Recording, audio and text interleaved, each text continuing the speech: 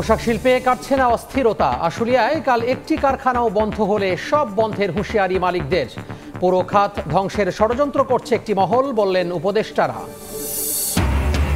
ঢাকায় যুক্তরাষ্ট্রের উচ্চ পর্যায়ের মার্কিন প্রতিনিধি দল। কাল প্রধান উপদেষ্টার সঙ্গে বৈঠক। আর্থিক খাত সংস্কার নিয়ে হবে আলোচনা, জানালেন অর্থ উপদেষ্টা।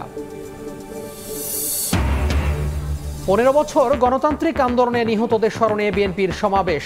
বৃষ্টি মাথায় নিয়েই কেন্দ্রীয় শহীদ মিনারে নেতাকর্মীরা ভোটের অধিকার ফেরানোর আহ্বান। এখনো তলিয়ে কক্সবাজার, নিরাপদ আশ্রয়ের খোঁজে বাসিন্দারা। ট্রলারডুবির ঘটনায় ইনানী সৈকত থেকে 3 জনের লাশ উদ্ধার।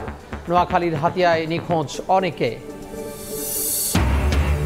এবং ফুটবল ফেডারেশনে অবসান হচ্ছে কাজী সালাউদ্দিন যুগের। 26 অক্টোবরের বাফুফে নির্বাচনে অংশ নেবেন না বর্তমান সভাপতি।